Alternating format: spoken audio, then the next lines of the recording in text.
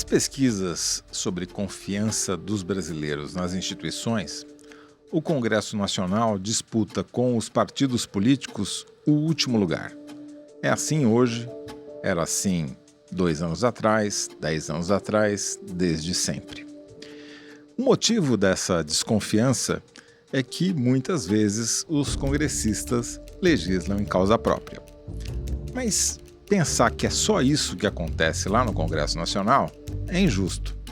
Os congressistas legislam também pensando em outras pessoas. A questão é, em quem? Nem sempre é nos eleitores.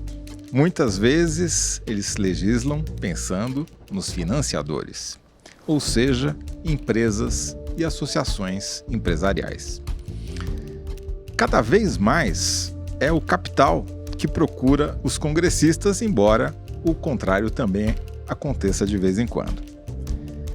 E procuram como? Por intermédio de pessoas treinadas especificamente para essa função, os chamados lobistas. Essa atividade cresceu quase 50% nos últimos 2 anos. Cresceu tanto que tem mais lobista do que deputado e senador circulando dentro do Congresso Nacional. Quem levantou essa cifra, quem descobriu como os lobistas operam, onde se alimentam, quando trabalham e de que jeito, foi o repórter e colunista do UOL, Thiago Mali. E o Thiago vem hoje aqui para contar para a gente todos esses detalhes interessantes, por assim dizer. Bem-vindo ao UOL Prime, Thiago Mali.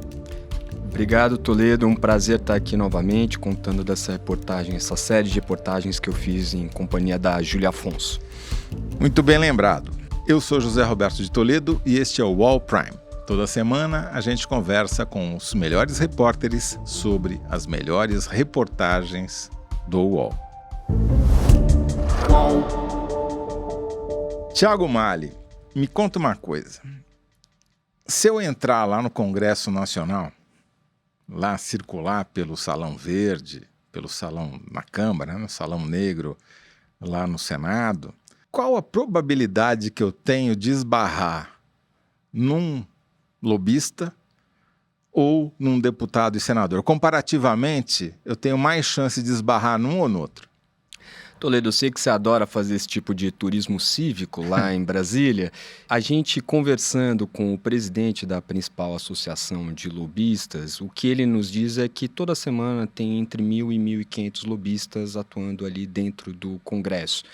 Como a gente tem 594 congressistas, somando deputados e senadores, e normalmente eles não são tão assíduos assim, é difícil você ver todos eles, né, no mesmo dia lá. Em operação? Você tem muito mais chance de encontrar lobista, às vezes quase o dobro de chance de trombar com algum lobista naqueles corredores. Eu diria até 3 vezes mais chance, né? Porque são 1.500 versus, né, 600 e poucos faltantes, né? Contando os faltantes, dá umas 3 vezes. Quer dizer, eu tenho 3 vezes mais chance de pisar no pé de um lobista do que apertar a mão de um congressista se eu for ao Congresso Nacional. Isso diz muito sobre o funcionamento do Congresso, né, Thiago? Com certeza.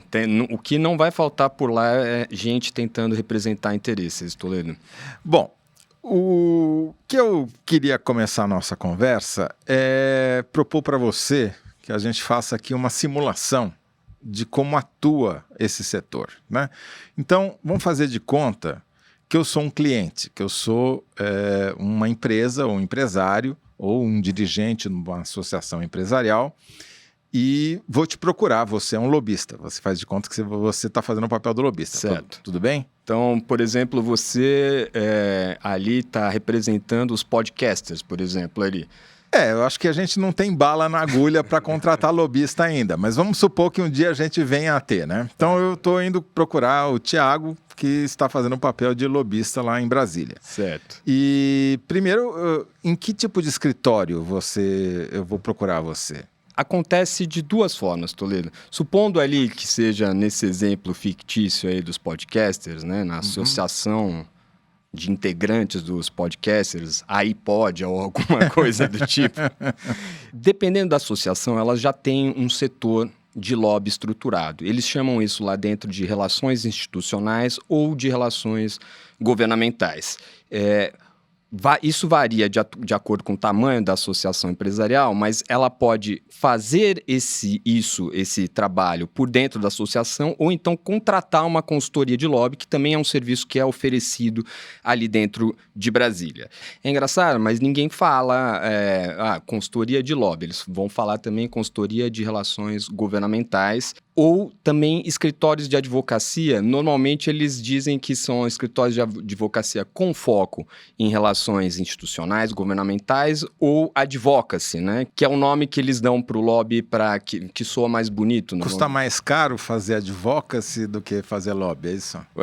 Os dois custam bem caro. Tá certo, tá bom. Vamos lá então. Aí eu procurei um escritório de advocacia, um escritório de consultoria, e você me recebeu, né? Certo. O que em geral o cliente do lobista, desculpa o termo para a categoria aí, do consultor ou do advogado, procura para fazer o quê? Uma coisa que é muito comum, e aí na reportagem, enfim, analisando um monte dessas propostas escritas, redigidas por lobistas que a gente vê, você acha que, chutando ali por alto, uns 70% das propostas está relacionado a ter algum tipo de benefício tributário, algum tipo de isenção para a categoria. Então, vamos supor nesse exemplo fictício aí dos podcasters que vocês gostariam de ser menos tributados do que outros setores. Uma boa ideia, Thiago Malli, muito boa ideia. E aí vocês iriam atrás dessa consultoria de lobby que iria oferecer um serviço em várias frentes. Então, primeiro, vocês têm que se aproximar dos deputados e senadores e fazer com que eles entendam a importância do pleito da categoria ali, da associação empresarial. Quer dizer que tem que ter um lubrificante social ali, tem que fazer um contato pessoal. Normalmente, a gente, obviamente, no mundo real, né, a gente está falando de associações confederações, associações que já têm esse trabalho feito em andamento ali. É difícil se começar do zero, são poucos casos que começam do zero. Mas o que acontece no início é que há uma busca dos lobistas, eles mapeiam as posições de destaque, pessoas que ocupam cargos-chave no Congresso para os pleitos que vocês estão querendo defender. Então, eu fui lá, contratei a sua empresa de lobby e a primeira coisa que você vai fazer é me apresentar o representante da iPod, né, da Associação dos Podcasters, para as figuras-chaves dentro da Câmara e do Senado que tratam desse assunto, seja na Comissão de Comunicação, seja na Comissão de Reforma Tributária, seja na Comissão Econômica. Exato. Tem uma série de ações ali que vão se sucedendo. Então, primeiro a apresentação desses pleitos para esses representantes das comissões. Aí começa, depois desse primeiro contato ali com os deputados, você começa a ter convites para eventos, por exemplo, para discutir as pautas do setor. Então, a associação promove um evento para discutir como a importância do podcast ou alguma coisa do tipo, e aí convida deputados e senadores para falar sobre esse tema. É um jeito de fazer com que eles também entrem no assunto, entrem na pauta. Então, primeiro eu fui lá, te contratei, aí você me levou para conhecer essas figuras-chave dentro do Congresso, daí você falou, não, agora vamos fazer um seminário e vamos tirar os deputados e senadores do Congresso, ir para esse seminário que nós organizamos, seja em Brasília, seja num Paraíso, e o próximo passo... Agora eu já conheço, já tô chapa dos caras, já encontrei ele no gabinete, já encontrei fora do gabinete, qual que é o próximo passo? Tem uma coisa legal, interessante, né, desses seminários, que quem acompanha atentamente a mídia vai ver que o que acontece muito é que esses seminários, várias vezes, são promovidos pelos meios de comunicação. Então, os meios de comunicação colocam em debate um assunto muito específico que interessa a uma indústria. Esses seminários, esses eventos são patrocinados pelo lobby da indústria. Então, o lobby da indústria patrocina, financia esse tipo de coisa. É uma fonte de renda também para os meios de comunicação. Isso estreita o contato entre lobistas e os deputados e senadores. E aí, o próximo passo, conforme esse contato vai ficando mais próximo, você você tem essa promoção de jantares, de eventos, de premiações. E ali tem uma coisa, Toledo, parece que é um detalhe que a gente está querendo contar, mas alguns lobistas falaram para a gente que há um papel importante, por exemplo, de estar num ambiente mais descontraído e com álcool. E não é álcool barato. Eles dizem que, hoje em dia, para você convencer um deputado, senador, você precisa oferecer uma mesa farta, um vinho, às vezes, acima de R$1.000 a garrafa. Então, você tem uma série de coisas para atrair essas pessoas para os seus jantares. Thiago, você está estourando o meu orçamento, Thiago. Não dá. Esse tipo de investimento que eles fazem dá bastante retorno de acordo com o que eles dizem, o que eles vendem ali. E eles defendem bastante isso. Eles dizem que retirar o congressista ali do gabinete dele, o deputado, o senador, e colocá-lo num outro ambiente, facilita dá esse lubrificante social, né, que você falou, facilita que ele baixe a guarda, que ele fique mais disponível para ouvir os pleitos da associação. Isso tudo, essa parte da aproximação ali com os congressistas, faz com que eles acabem ganhando com o passar de um tempo, um atalho para chegar no congressista e apresentar ali requerimentos, propostas, textos para os congressistas avaliarem. Peraí, então a gente gastou toda essa grana, todo esse tempo, fez todo esse investimento só para se aproximar e ganhar intimidade, digamos assim, com o deputado e com o senador, para fazer o pitch final, para fazer a venda do negócio. E a venda é um documento, é isso? É isso que foi uma descoberta na nossa apuração, que eu confesso que eu fiquei surpreso, porque a gente viu que muitas vezes o que acontece não é apenas um convencimento no sentido, vamos sentar, conversar, discutir os nossos pleitos. Muitas vezes eles mandam o documento pronto para apresentar uma emenda, um projeto de lei, para apresentar um voto, às vezes, de parecer, isso acontece também. Então, o documento já vem pronto. Teve até um lobista de uma associação de indústrias farmacêuticas que falou, olha, Thiago, a gente envia o documento, muitos eles acabam apresentando exatamente como a gente enviou. Peraí, deixa eu entender uma coisinha. Então, o lobista que fez todo esse trabalho social primeiro, ele também escreve o projeto de lei que vai ser depois apresentado pelo deputado ou pelo senador diretamente para... O senador só põe o nome? Muitas vezes é isso que acontece, Toledo. E a gente descobriu isso naquelas propriedades dos documentos, né?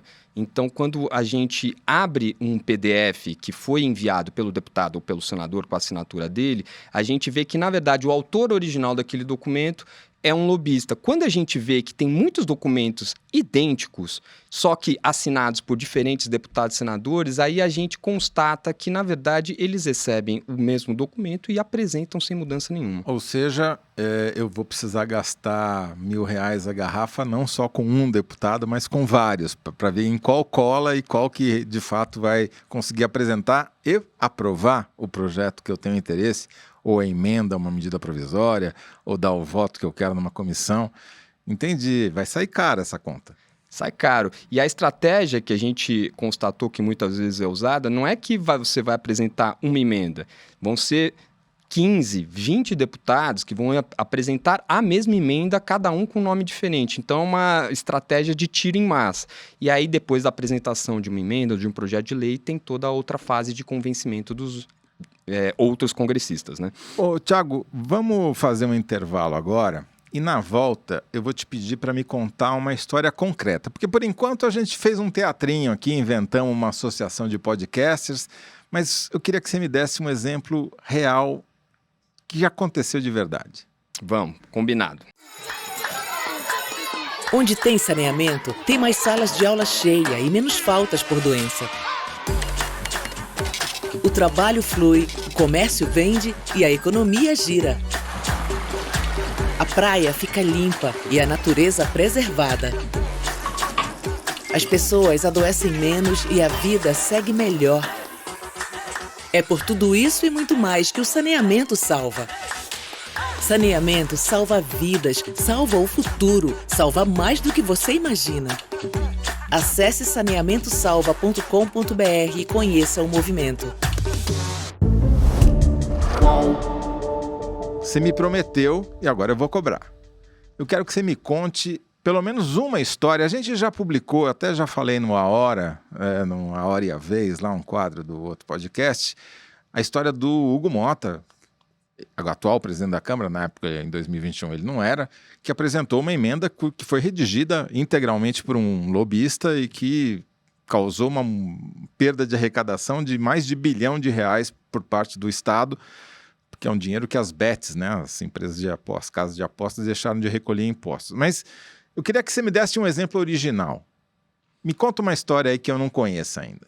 Tem um exemplo bem interessante, Toledo, que é das TVs. Das TVs, estou falando das emissoras de TV e também de rádio. Ali, por volta de 2014 e 2015, as emissoras começaram a ser acionadas ali pelo Ministério Público. O Ministério Público começou a entrar com processos contra as emissoras, tentando fazer com que elas fossem sancionadas, perdessem alguns direitos. As emissoras de TV... TV aberta. TV aberta. Elas funcionam por concessões públicas. Certo. Da forma como você tem a concessão de uma estrada, um espaço que pode ser explorado por empresas de rodovias ali, você tem um espaço também no espectro, né, de radiofrequência, das ondas de rádio, que cada trecho desse espaço pode ser concedido para uma TV. Então... Sim. Cada emissora pega um espacinho ali e a União concede. Fala, olha, você tem o direito de explorar esse espaço por 15 anos. O que acontece é que para a União conceder esse bem público, que é o espectro radiofônico no país ali, de ondas de rádio no país, para uma TV, ela faz algumas exigências. Por exemplo, 5% da grade de programação tem que ser jornalismo. Então, para quem acha que todos os telejornais são fruto do entusiasmo pelo jornalismo das emissoras de TV, não é bem isso. É uma obrigação. Aí tem outras regras. Uma dessas regras, que é a que a gente vai comentar mais aqui, é que as TVs e emissoras de rádio vão poder comercializar, no máximo, 25% da grade de programação. Ou seja, você está dando um espaço público para essas TVs e rádios explorarem ali, ela não pode simplesmente ficar vendendo ou alugando todo esse espaço público, porque daí é como se você estivesse dando o direito de alguém ganhar dinheiro, né? É como se você estivesse transferindo para as facas guins o direito de transmissão naquele espectro, naquela pedaço da banda, como você falou. Exatamente. Então tem um limite. Qual que é esse limite? 25% da grade. No máximo. No máximo. E daí, por que lá em 2014 as emissoras estavam sofrendo punições estavam excedendo esses 25%? Exatamente. O que aconteceu foi que o Ministério Público começou a medir o tempo que elas vendiam, né, da grade de programação, e viram que muitas vendiam mais do que 25%, especialmente para igrejas evangélicas, programas de igrejas evangélicas, esses programas da madrugada. Nos primeiros processos, as TVs ganham sob a argumentação de que, olha, aqui, essa venda para a igreja não é bem não dá para equiparar com venda de propaganda e tal, mas as TVs começam a se preocupar. E aí, em 2019, o que acontece? Mas elas nunca foram punidas por isso, nunca tomaram multa, assim, nunca teve uma decisão judicial contrária, então. Vai ter, mas eu vou chegar lá. Em 2019, temendo essa punição que você já está antevendo ali, elas redigem, e eu sei que elas redigiram porque no projeto de lei está digital ali nas propriedades do projeto de lei. A Associação de TVs redige uma proposta que fala, olha, a partir de agora pode vender 100% da programação, da grade. Então, essa restrição dos 25% não se aplica mais. Qual associação de televisão? Chama Abratel, que é uma associação que reúne as emissoras de TV e de rádio. E ela, então, escreveu um projeto de lei dizendo que pode vender tudo. Eu recebo a concessão e vendo toda a concessão para terceiros. Você pode vender toda a grade de programação. Tá. Ela não só escreveu o projeto de lei, como também escreveu o voto favorável do relator. Então, o voto que o relator deu aprovando o projeto de lei... Você está de sacanagem, não é possível, não é possível. Elas escreveram o projeto de lei, levaram para um deputado ou para vários deputados, vários deputados apresentaram esse projeto de lei, foi formada uma comissão pela mesa da Câmara dos Deputados para estudar o assunto, nomeado um relator, e daí a associação escreveu o voto que o relator ia fazer a favor, obviamente, do projeto de lei. Exatamente, foi isso que aconteceu. E os deputados Só assinaram. Isso, exatamente. Eles assinam ali, a gente entrou em contato com os deputados, eles não quiseram falar sobre o caso. Teve um só, na verdade, o relator, o deputado Cezinho de Madureira, que nos respondeu dizendo, olha, é um contato normal, enfim, a gente recebeu a associação mesmo. Cezinha de Madureira, um expoente da Assembleia de Deus, exatamente. Portanto, tem interesse direto em comprar o horário da programação. Exatamente. E aí, tentando encurtar um pouco a história, isso passou rápido pela Câmara, mas daí uma deputada do PSOL... Foi aprovado, mas daí na hora que ia para o Senado, uma deputada do PSOL colocou ali um questionamento para que levar isso para plenário, não ser votado só na comissão, que isso fosse votado no plenário, isso travou um pouco o projeto. E aí, em paralelo, estão correndo essas ações do MP que a gente estava conversando. Do Ministério Público que a gente estava conversando. O que acontece? Em 2022, o projeto travado, finalmente a Justiça Federal dá ganho de causa para o MP e pune a Record e a Bandeirantes, a Band Rio, no caso, dizendo que elas vão ter que parar de vender 25% da programação, elas vão ter que vender até o limite ali, vão ter que se desfazer desses contratos. Isso, Toledo, significa uma perda grande de receita para essas emissoras. Quem que estava nesse processo? Quais emissoras estavam sendo processadas? Era a Record e a Band. A Record, nessa época, ela estava comercializando, de acordo com os cálculos do MP, do Ministério Público, mais de 28% da programação. Ou seja, ela ia ter que retirar por volta de 3 pontos percentuais do que ela estava vendendo da grade, né, de programação. Eu fiz uma estimativa por cima aqui, com os valores que a Igreja Universal paga hoje ali para a Record, a gente estaria falando em cerca de 150 milhões de reais que ela ia deixar de receber por conta disso. Quer dizer, nós estamos, no fundo, falando de dinheiro, né? É um projeto de lei com voto e tudo mais, todos os documentos necessários para fazer um ente privado ganhar mais dinheiro ou deixar de recolher impostos ou, nesse caso, poder vender o espaço público, o espaço das ondas de rádio, né? Exatamente. E o que aconteceu, Toledo, foi assim que houve a punição ali pela Justiça, a decisão da Justiça, o projeto de lei voltou a encaminhar numa velocidade completamente absurda. Pra você ter uma ideia, ele chegou ao Senado e foi votado e aprovado em 7 dias. Então, ali já estava pronto rapidamente. Ou seja, no mês seguinte da decisão judicial, você já tinha uma nova lei que permitia o que a Justiça tinha determinado que era uma falta. Agora, o processo começou quando a legislação era outra. E mesmo assim, valeu? Os juízes decidiram que houve perda de objeto, ou seja, agora a lei permite, então eu não posso mais punir e dizer que a Record, a partir de agora, vai ter que vender no máximo 25% do tempo. E agora ela pode vender quanto? Tudo. Tudo, 100%. Não há um limite para a venda de programação desse tipo. Quer dizer, esse é um exemplo de como é que funciona o lobby, quão eficiente ele é. Porque as empresas estavam sofrendo o risco de tomarem multas, de terem que diminuir o seu faturamento, atuam diretamente no Congresso Nacional, conseguem redigir e aprovar os seus próprios projetos de lei. Como é que se descobriu que o projeto foi escrito por essa associação? A gente sabe, todos sabemos, né, que os congressistas eles atuam bastante em favor de interesses privados ali. Como é que o jornalismo normalmente chega a essa informação? Chega porque um lobista rival vai lá na orelha do jornalista e fala, olha, tá vendo aquele cara ali? Aquele projeto ali foi escrito pelo lobby da minha empresa rival. O problema, e aí, às vezes, o jornalista ele vai lá e olha ali nos metadados, nas propriedades do documento e vê que originalmente aquele documento realmente partiu de um lobby empresarial. O problema disso, Toledo, você sabe que nem todos os projetos têm alguém para soprar na orelha do jornalista que aquilo foi fruto do lobby. Aí a gente tomou uma atitude meio força bruta, que foi baixar todos os documentos de PDF apresentados por senadores e deputados desde 2019, foram 345 mil documentos, e a gente criou um código de programação para ver o autor originário de cada um desses documentos. Aí a gente encontrou 2.000 documentos cujo autor originário era um lobista ou uma associação, enfim. Vamos deixar claro que, porque alguém for fazer a conta, 2.000 sobre 350 mil, vai achar que é pouco.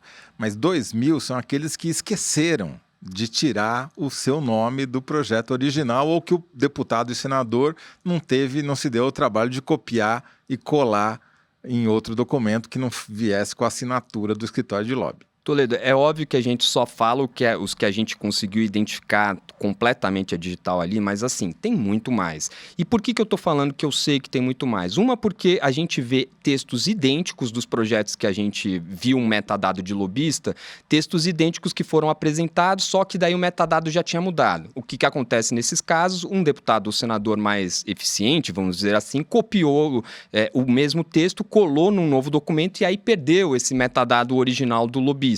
Então você sabe que tem mais projetos, aquele projeto é de um lobista, mas não aparece no nosso levantamento. Tem mais de 100 mil desses 345 mil projetos, Toledo, sem uma informação clara nesse metadado, ou seja, a gente não sabe exatamente de onde veio. E certamente deve ter mais projetos que vieram do lobby ali dentro. Bom, Thiago, esse caso ele é exemplar não só pelo volume, pela rapidez, pelo interesse público, né? Mas porque ele mostra como o Congresso funciona e como grande parte daquilo que faz o Congresso ser mal visto e a sociedade ter desconfiança de deputados e senadores não nasce espontaneamente do Congresso, né?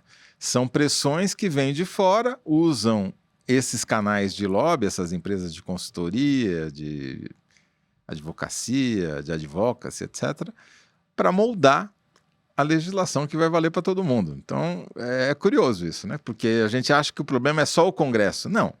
Exato. E assim, Toledo, não é que a gente não está falando de nenhuma ilegalidade aqui, né? Isso é permitido às empresas e outros setores ali tentar influenciar decisões de congressistas. Isso faz parte da democracia, só que a gente não tem transparência. Os congressistas, eles não abrem as suas agendas, não revelam os encontros que tiveram, via de regra, com os mais diferentes setores do lobby. Então, você não tem instrumentos de controle social para você fazer isso.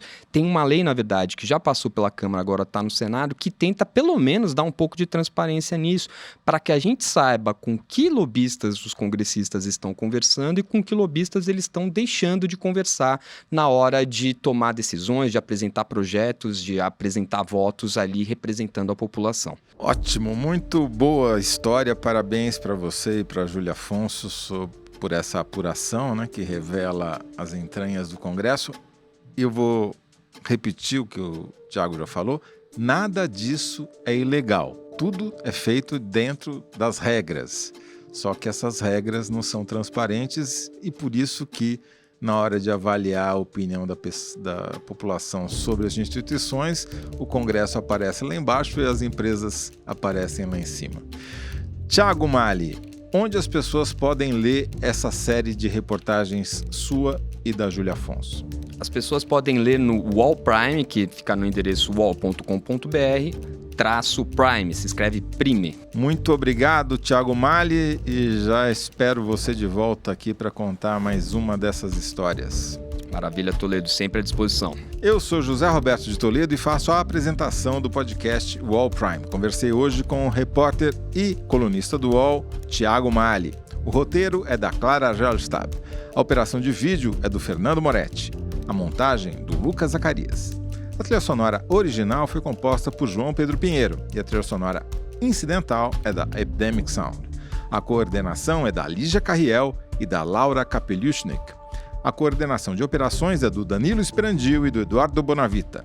O podcast é um produto do UOL Prime e o Diego Assis é o gerente geral. A supervisão é do Murilo Garavello, diretor de conteúdo do UOL. Até o próximo episódio. UOL.